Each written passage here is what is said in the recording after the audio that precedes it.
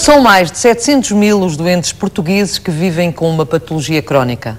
O momento é de crise, mas as associações que defendem estes doentes estão preocupadas com o futuro dos atuais e dos futuros doentes. Foi por isso que 25 associações se uniram para falarem a uma só voz. E depois das reuniões à porta fechada, nasceu a Carta Branca dos Doentes Crónicos, que foi apresentada publicamente e que hoje vamos dar a conhecer neste especial Saúde. Como já reparou, estamos num cenário diferente. Estamos no Instituto Nacional da Farmácia e do Medicamento, Infarmed, e comigo estão Paula Brito e Costa, do Comitê Executivo Fórum Saúde, Alexandre Lourenço, membro da ACSS, José Manuel Silva, bastonário da Ordem dos Médicos, e Adalberto Campos Fernandes, administrador hospitalar. Obrigada por terem vindo. Quero também agradecer a todos os presentes no auditório do Infarmed, é um prazer estar com vocês, e a si, que está lá em casa. Paula Brito e Costa, o que é que esta Carta Branca dos Doentes Crónicos significa para os doentes portugueses? Eu acho que significa a voz dos doentes portugueses, que se deveria ter feito ouvir, na minha opinião, pela voz do nosso Ministro da Saúde. E como o que tenho observado é que voz é coisa que lhe falta, eu acho que os doentes tiveram que o chamar à razão, no sentido de perceber quais são as nossas preocupações. É um Ministro que neste momento não ouve os doentes, não recebe as associações de doentes e, portanto, assim em conjunto, não defendemos de facto 700 mil, porque se esqueceram dos 800 mil das raras, portanto serão 1 milhão e muitos mil, e portanto acho que este movimento foi, para além de uma voz só, foi um movimento de solidariedade dentro da sociedade civil. E isto, de facto, não se tem vindo a observar nos últimos tempos. Estamos muito contentes por, das mais diversas áreas de atuação da saúde, termos reunido 25 associações e, portanto, para eles... Foi difícil encontrar consenso ou nem por isso? Não, nem por isso, nem por isso. Acho que são áreas muito específicas, efetivamente, e, portanto, temos que ter muita atenção às especificidades de cada grupo de doenças, mas eu acho que todos percebemos para onde é que queríamos ir e foi muito fácil chegarmos a um consenso ao fim de 9 horas de trabalho. Muito obrigada. Dr. José Manuel Silva, os doentes podem ser um parceiro ou, pelo contrário, para os médicos pode ser problemático que os doentes tenham mais direitos e mais saber? Bom dia a todos, obrigado pelo convite. Os doentes são o nosso parceiro natural e, portanto, tudo o que seja o verdadeiro empowerment dos doentes, ou o fortalecimento da intervenção dos doentes, para nós é bem-vindo. É evidente que isso representa uma mudança de cultura relativamente àquilo que era o hábito no passado e o paternalismo da medicina e dos médicos, mas eu acho que nós temos que ultrapassar essa situação e trabalhar todos em conjunto, sobretudo num momento de crise, em que a sociedade civil tem que fazer ouvir a sua voz, no sentido de defender aqueles que são os seus legítimos interesses, porque outros defendem outros tipos de interesses. E eu vejo com muito agrado e muita satisfação esta união das associações de doentes e, sobretudo, estas movimentações da sociedade civil que fazem ouvir a sua voz e fazem sentir a quem manda que tem que haver um maior sentido de justiça e de equilíbrio na distribuição dos escassos recursos com que o país é atualmente confrontado. E eu espero até que este movimento dos doentes leve a uma discussão do modelo de governação que nos conduziu à bancarrota e que agora está a prejudicar os doentes e em que os doentes são chamados a, com riscos para a sua saúde, pagar uma crise da qual não são responsáveis. Eu acho que isto representa um alerta para todos nós e a necessidade da sociedade civil ser um parceiro cada vez mais exigente, atento, interventivo e criticamente construtivo na resolução conjunta dos problemas do país. E quando olha para esta Carta Branca, acha que os doentes foram longe demais nas reivindicações ou não? Acho que são perfeitamente justas e legítimas. É possível pô-las em prática ou nem por isso? Eu estou convencido que sim, até porque aquilo que nos dizem os economistas da saúde é que a única forma de poupar em saúde é apostar na racionalidade e na qualidade.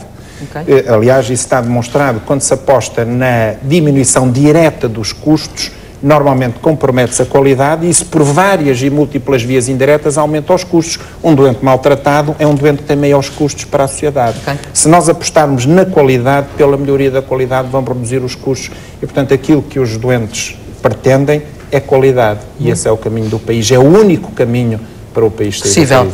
Dr. Alexandre Lourenço, acha que se foi longe demais ou não?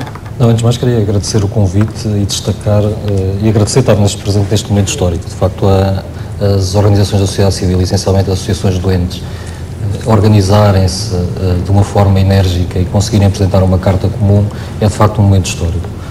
É muito importante que desde Portugal, tem muita história na questão das associações de doentes e de facto este é um momento marcante no papel dos doentes no sistema de saúde.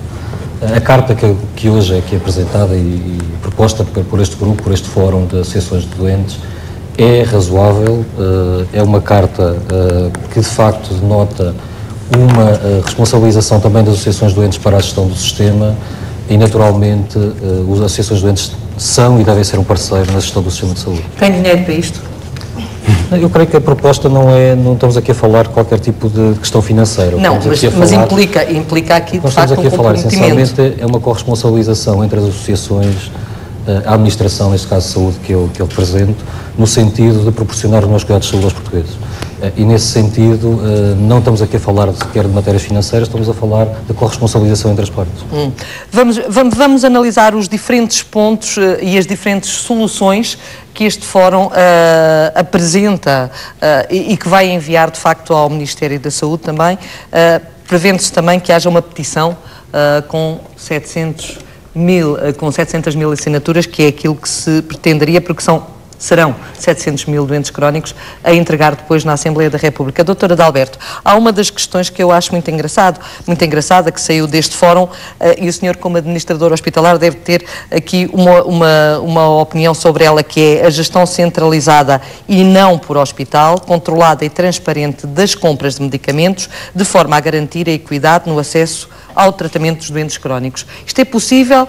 É isto que se pretende? Ou se calhar estamos a ir longe demais? Muito obrigado, Marília. Permita-me que na sua pessoa saúde os colegas de mesa e a assistência e que também faça de entrada aquilo que parece hoje estar na moda, que é uma declaração de conflito de interesses. E, portanto, eu acho que devo fazê-lo. Eu tenho um fortíssimo conflito de interesses com a defesa de um Serviço Nacional de Saúde geral, universal e tendencialmente gratuito, onde o acesso e a qualidade não sejam comprometidos. E é à luz desse conflito de interesses que eu farei a minha intervenção nesta sessão de hoje. Por outro lado, sou um ativo defensor do racionamento das más políticas. Eu acho que está na altura de nós todos nos associarmos para introduzirmos uma nova abordagem desta problemática e, efetivamente, sermos muito favoráveis ao racionamento das más políticas. Porque são as más políticas que conduzem à necessidade de racionamento e de racionar os cuidados de saúde, e não a racionalizar como nós todos gostaríamos que fosse o caminho. Por outro lado, uma nota sobre aquilo que é a iniciativa.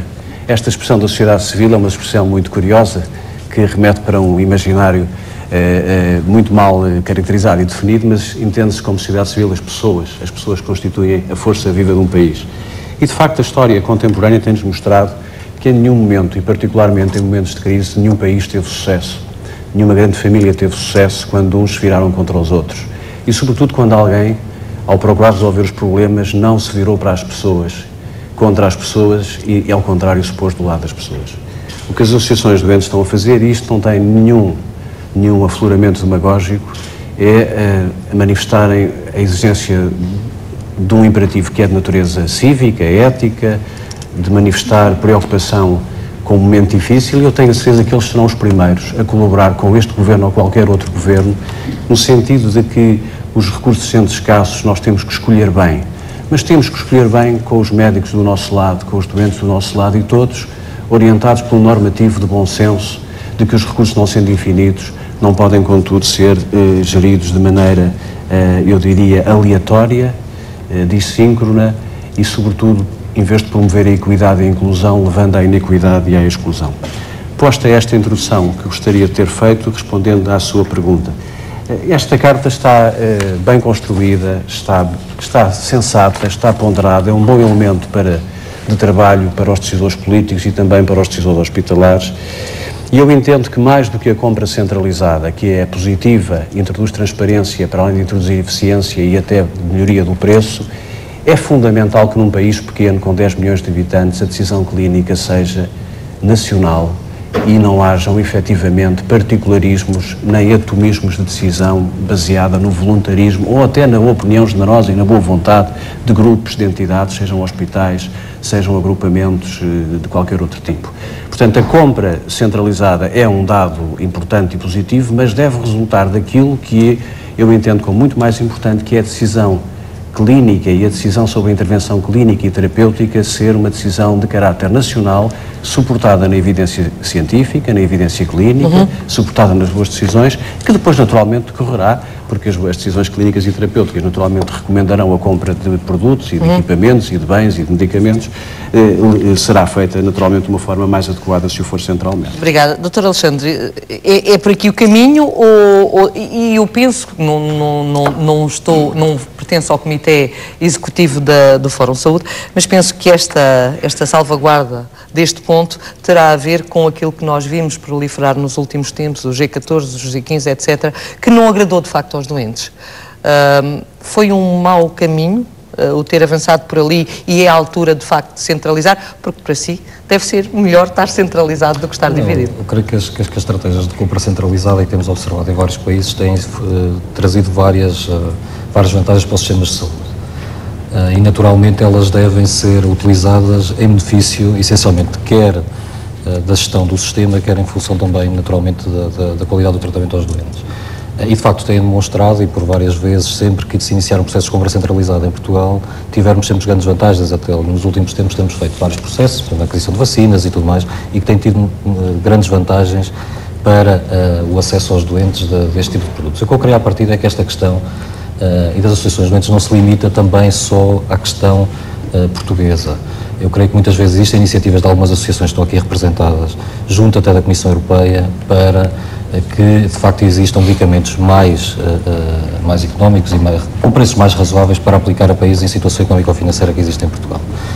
E eu creio que as próprias associações de doentes no contexto europeu também podem ter um trabalho muito importante no sentido de ajudar o próprio Estado português em ter e os países em situação socioeconómica serem parceiros para conseguirmos ter melhores resultados e que de facto consigamos ter medicamentos de qualidade para todas as pessoas. Portanto, concordaria com este ponto? Eu creio que a compra centralizada, muitas vezes isto é um chavão e é falado e quase todas as pessoas concordam com este tipo de compra centralizada. Portanto, não é a questão aqui, é uma questão de implementação. Eu creio que aqui as associações de doentes apresentam também uma proposta de participação e de corresponsabilização neste processo e eu creio que isso é essencial para chegarmos a um ponto. Sr. Bastonário, é por aqui o caminho. De facto, compra centralizada consegue acabar com o resto e com a falta de equidade que se põe ao nível do acesso de medicamentos em nível hospitalar?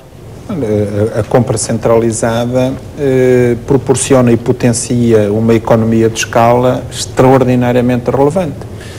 E, portanto, esse deve ser o caminho. Eu não entendo também qual é a dificuldade de implementação, embora ela vá existindo, de uma verdadeira central de compras, porque o seu mecanismo de funcionamento é muito fácil. Bastam 2 computadores e 2 operadores e um sistema informático, um software que permite integrar as solicitações das várias instituições de saúde e lançar os concursos. É muito simples fazer uma central de compras. Transformou-se isso numa espécie de monstro de 7 cabeças. Eu recordo-me, há poucos anos, nomeou-se um conselho de administração e a primeira atitude do conselho de administração foi comprar carros, viaturas para todos os membros do conselho de administração. É evidente, quando assim é difícil e aumenta, potencia-se o desperdício, não é a economia. Portanto, é muito fácil montar uma central nacional de compras, é uma questão de informática, software e operadores informáticos. E o responsável, e mais a centralização, permite a auditoria do sistema de compras e, portanto, combater e avaliar mais facilmente potenciais mecanismos que pudessem enviesar ou inquinar o mecanismo de compras. De qualquer forma, tem sido tão difícil construir uma central nacional de compras, nós aceitamos perfeitamente que possa haver centrais regionais de compras que também já conseguem potenciar a economia de escala, como se tem verificado, aliás, no grupo de hospitais do Norte, e nesse sentido nós elogiamos a constituição dessa central regional de compras. A questão é que essa central de compras parece que implicitamente e encobertamente foi também transformada numa forma de racionamento implícito e dificultar o acesso a determinados medicamentos. Isso é que está completamente errado e é inaceitável.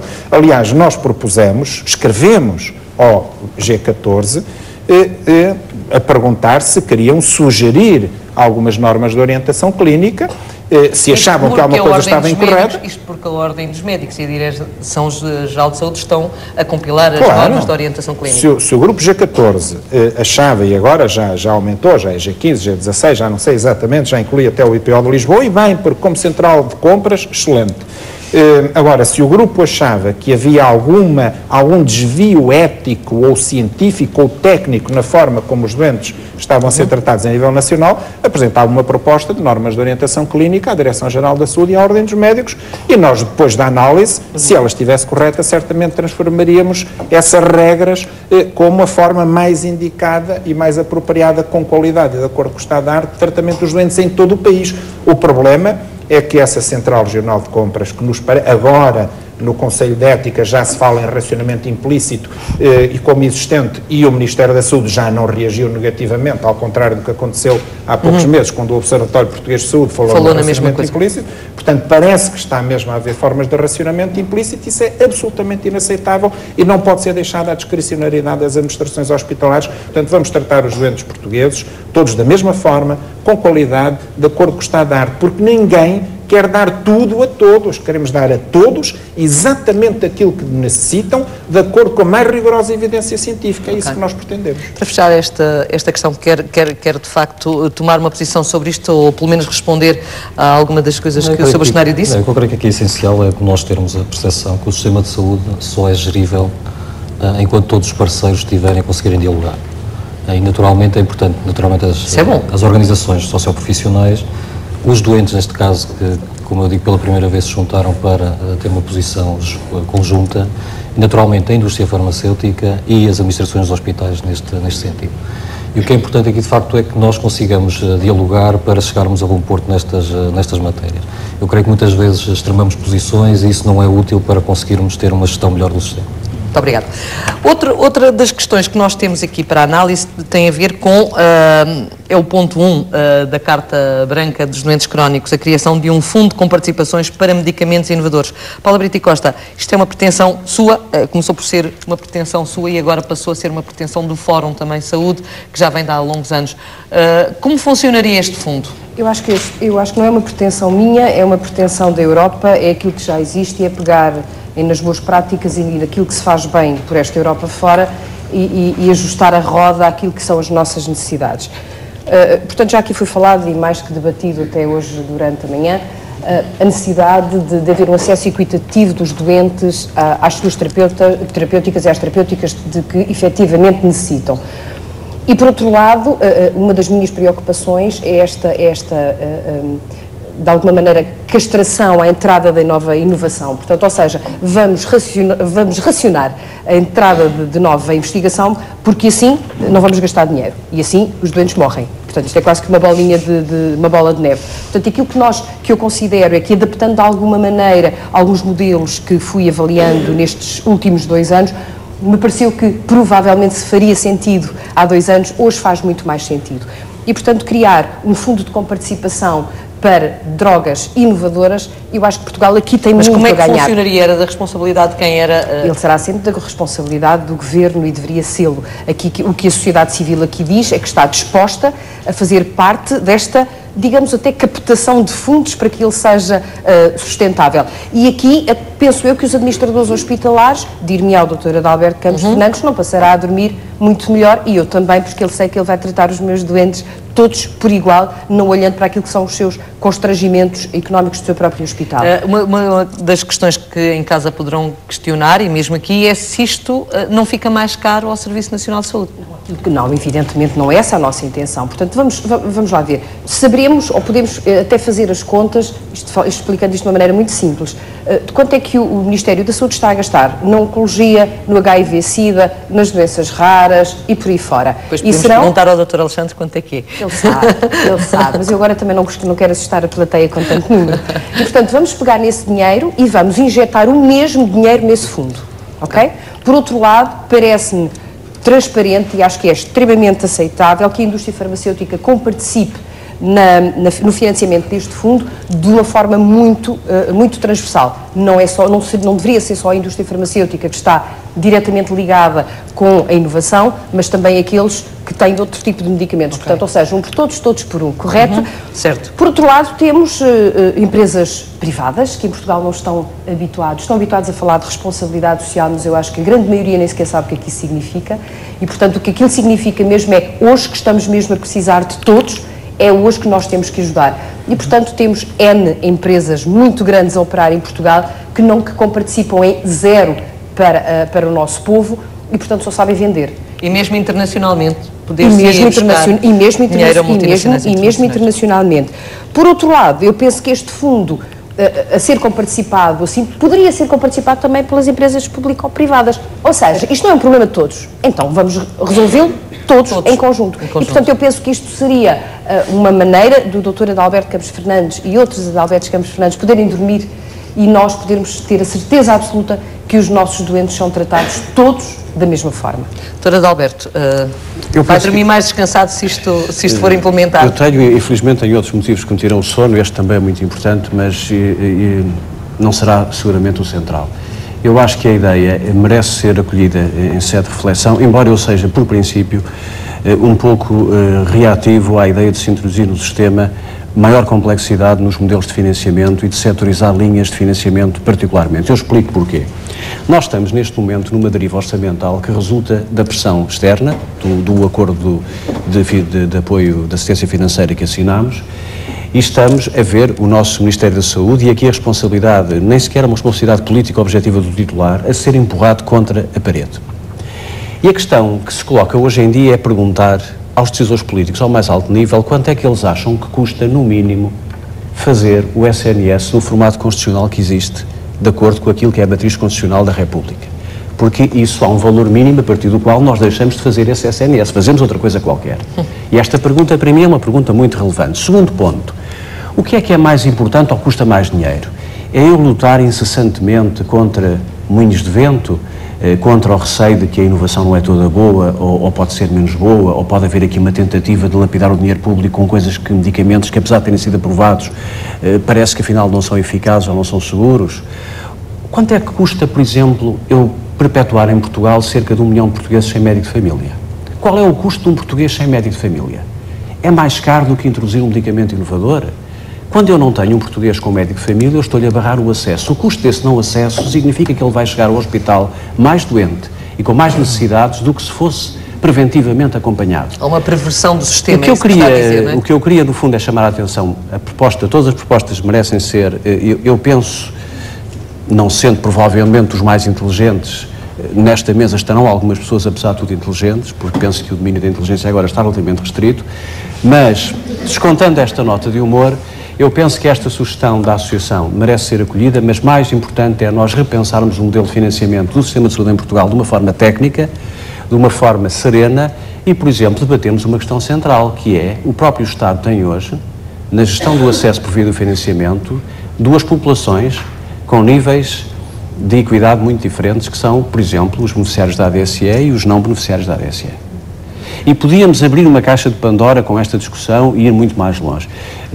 É importante esta proposta, deve ser acolhida. Eu não gostaria que o Serviço Nacional de Saúde ou o Sistema de Saúde ficasse na dependência de uma ação mecenática e muito dependente dos favores, porque isso é o princípio para acabar com ele, é o princípio do fim. O Estado tem uma responsabilidade pública que é geral, que é transgeracional, deve fazê-la e assegurá-la através daquilo que é a colheita normal dos impostos, sem prejuízo de, naturalmente, não rejeitar aquilo que sejam apoios e que sejam iniciativas da sociedade civil. Mas eu chamo a atenção de todos. Transformar o sistema de saúde, não respondendo à pergunta de quanto é que custa no mínimo fazer o SNS que nós temos inscrito no artigo 64º da Constituição, quanto é que custa, qual é o valor mínimo? São 6 bilhões? São 5 milhões? E a partir daí também dizer que abrir o caminho a uma dependência, digamos, mecenática ou de benemerência no modelo de financiamento pode introduzir aqui um viés de neutralidade e de equidade que vale a pena ter em conta. Mas merece com certeza a pena discutir esse assunto. Eu não concordo, pois claro. Pois claro. Nós estamos aqui para concordar. Nós estamos aqui também para concordar. Doutor, eu acho que toda a gente anda a pensar há 10 anos atrás, pelo menos há 10 anos a esta parte, quanto é que custa, ou quanto é que nós estamos disponíveis. Primeiro, a grande questão começa aqui, quanto é que eu estou disponível, eu, SNS, a pagar pela saúde em Portugal? Eu compreendo a sua preocupação de deixar esta questão muito nas mãos do mecenato, mas olha, eu acho que as associações de doentes não se têm dado mal com a questão do mecenato. E acho que está na altura de chamarem os grandes grupos económicos à razão para aquilo que é a necessidade dentro do nosso Paula, país. desculpe, isto é vivo o debate, deixe-me só uma pequena réplica. Talvez se os grupos económicos pagassem os impostos na forma e na responsabilidade social que lhes era exigível, nós não tivéssemos que lhe pedir favores, porque pagar imposto não é um favor, é uma obrigação. Eu aí diria... O resto é supletivo e é bom. Se eu puder ajudar, ou uma empresa puder ajudar fora daquilo que é o seu perímetro orçamental, o seu pagamento de impostos, eu diria que isso é muito bem-vindo e deve ser estimulado. Mas eu chamo a atenção de que Portugal há muitos anos tem um problema de economia paralela que ultrapassa os 30% e que se nós não tivéssemos economia paralela, tínhamos, por exemplo, o problema do déficit do Estado resolvido. Evidentemente que eles que deveriam pagar impostos com certeza absoluta, mas como o senhor não é ministro e eu também não, nós só estamos aqui a fazer um brainstorming no sentido de encontrar uma solução que me parece às associações de doentes urgente para resolver um problema que é tratar os doentes por forma a que eles não morram. Ponto. Aí estamos de acordo. Estamos de acordo. Graças a Deus. Dr. José Manuel Silva, qual é a sua opinião sobre a criação deste fundo? Tem alguma ideia? Eu acho que é uma ideia muito meritória, que pode naturalmente ser incorporada na gestão do sistema. Seria uma forma, por exemplo, da indústria farmacêutica, mais uma forma de poder contribuir para os custos dessa terapêutica, sem estarem a ser impostos reduções administrativas do preço dos medicamentos, que depois colocam dificuldades em termos, nomeadamente, de exportação paralela. Pois claro. E nós, neste momento, assistimos a um problema grave, que é a questão da exportação paralela. Portanto, há várias formas de reduzir os custos da medicação para o Estado, sem criar mais dificuldades e mais constrangimentos ao funcionamento do circuito do medicamento. Esta seria uma das formas inteligentes de o fazer e de integrar no sistema. Outras haverá. Por exemplo, a Troika recomenda a análise da questão da ADSE e por uma opção política o Governo não fez. Portanto, é uma opção política. Claro que o Governo tem toda a legitimidade para fazer opções políticas, mas depois também tem que aceitar que haja uma crítica da sociedade pelas consequências negativas dessas opções. Dr. Alexandre, claro que sim, lhe dou a palavra primeiro. Qual é o bolo para as doenças crónicas? Era importante sabermos. Eu não concordo com o Dr. José Manuel Silva nesta questão não concorda com o Dr. Não, só nessa é bom. Mas naturalmente, mas nesta é importante, mas não é um tema para discutirmos desta mesa. É importante aqui também de destacar, e no âmbito até do acordo que existe entre o Ministério da Saúde e a Apifarma, já existem matérias reguladas sobre a questão da inovação. E é muito importante, de facto, é que entre parceiros, e eu destaco nesta matéria da regulação da própria inovação, a questão das normas de orientação clínica, que passa por uma parceria entre a Ordem dos Médicos e a Direção-Geral de Saúde, e no âmbito também com a indústria farmacêutica, no âmbito da Apifarma, que estas matérias sejam reguladas. Eu creio que aqui, que o ponto inovador e que nos traz aqui hoje, é de facto da importância dos doentes também participarem neste processo. E eu creio que esse é que é o grande avanço, e isso é que é importante destacar, e que de facto que este movimento se perpetue e que existe a abertura da parte da administração para acolher estas propostas. Acha que a administração está disponível para essa abertura? Grande parte das associações, naturalmente a administração tem contacto com elas. Eu creio que existir efetivamente um fórum, uma plataforma de diálogo mais organizada é sempre muito mais positivo. Até na detecção de situações que possam surgir de falta de equidade no acesso aos medicamentos ou de falta de outras situações de falta de acesso. É muito importante existir alguém com que se consiga dialogar, que de facto as respostas não sejam atomizadas, para encontrarmos soluções conjuntas para grande parte dos problemas. Tenho ainda duas questões que eu não gostaria de deixar passar em branco. Uma delas tem a ver com o maior envolvimento das associações de doentes na definição das recomendações para o tratamento e nas normas de orientação clínica em cada patologia. Isto é possível ser feito sobre este cenário? Os doentes terem uma voz ativa relativamente à definição das normas e das regras? Nós sabemos que as associações têm conselhos científicos e têm médicos nesses conselhos científicos. Eles querem mais envolvimento, eles querem estar mais presentes. É possível isto? Assim não o choca enquanto clínico? Tem o nosso voto completamente favorável. Aliás, Nós somos parceiros da Direção-Geral da Saúde, achamos perfeitamente normal que as associações doentes também sejam parceiras da Direção-Geral da Saúde na elaboração das normas de orientação clínica, até porque neste aspecto, como penso que em todos os outros e naquilo que é essencial, médicos e doentes estão do mesmo lado. Os médicos querem qualidade, querem exercer a medicina, aliás, estão obrigados a isso pelo Código Deontológico, exercer a medicina de acordo com o estado da arte, com parcimónia e com atenção à gestão dos recursos, também está no nosso Código Deontológico. Portanto, os doentes vão defender o melhor para eles, nós vamos defender o melhor para os doentes. Portanto, só vai reforçar a posição dos médicos, que os doentes passem a ser parceiros na elaboração das normas de orientação clínica. Eu queria apenas só destacar que esta questão de envolvimento dos doentes não é nova nas normas de orientação clínica. Eu creio que as primeiras normas que foram publicadas... Mas eles dizem mais envolvimento. Não, sim, mas eu creio, a diferença aqui é maior envolvimento. Quando foi desenvolvida... no âmbito da infecção VIH-Sida, e muitas dessas associações que estão no âmbito da infecção VIH-Sida, os representantes dos doentes participaram efetivamente na decisão de quais é que são as normas de orientação. E já foi há vários anos que isso sucedeu. E participaram no desenvolvimento até do modelo de financiamento dos hospitais para a infecção VIH-Sida. O que eu creio à partida é para o futuro, no desenvolvimento das normas de orientação clínica, nos modelos de financiamento dos hospitais, é essencial que os doentes participem, até para compreenderem e perceberem como é que de facto o sistema funciona. Muitas vezes existem questões de literacia, de perceber como é que ele funciona para saber tirar o maior fruto dele. E é essencial de facto que estas parcerias sejam realizadas. Uma outra questão, e esta tem a ver, de facto, mais uma vez, com a área do Dr. Adalberto Campos Fernandes, a criação de um sistema de informação transparente relativo aos custos terapêuticos e por grupo de patologia. E neste caso, como é que é? Os doentes querem saber mais, querem saber quanto é que custa, quanto é que querem ter acesso às contas, digamos assim. Isto também... é possível? É fundamental. Aliás, temos que ser justos, eu tenho dito publicamente, se a área onde este Ministério tem feito um esforço grande e empenhado tem sido em introduzir alguma transparência, quer na área económica ou financeira, dos indicadores de gestão, enfim, não tão depressa quanto todos nós gostaríamos, porque é um trabalho que está muito atrasado, há muitos anos que está por fazer, mas temos que reconhecer que era a CSS, e naturalmente que é a entidade que tutela esta área, quer o próprio Ministério se tem empenhado nisso.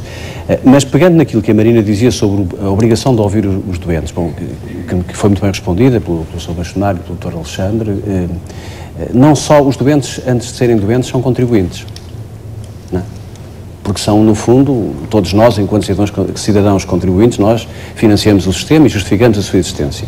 Portanto, como contribuintes que somos, temos direito a ter acesso permanente a um extrato, não só dos benefícios de que usufruímos, mas também da maneira como o dinheiro é utilizado. E, portanto, se as associações puderem, por exemplo, no caso do VIH, este ano vamos ter, creio que no fim do ano, o lançamento da plataforma Civida, as associações aqui podem ter um papel muito importante. Porquê? Porque são verdadeiramente mediadores informados entre a parte técnica do sistema e política e a parte do cidadão utilizador dos serviços, que muitas vezes está perdido e não tem mais ninguém com quem se relacionar, para além do seu médico, que não sejam os seus pares, aqueles que têm um problema parecido na família. Portanto, aqui só, por um lado, reforçar o apreço por aquilo que o Ministério tem feito bem nesse trabalho de ir mais longe na transparência e pedir e desafiar as associações de doentes a que sejam muito exigentes e que sejam contribuintes também líquidos para isto. Quer dizer, a informação só se ganha em ter informação. Não se perde rigorosamente nada.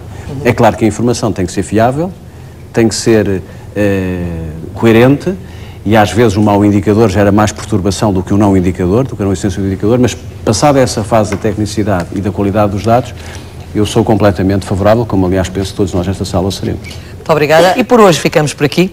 O Especial Saúde, já sabe, regressa à sua companhia na próxima semana. Até lá, os desejos são sempre os mesmos. Boa saúde.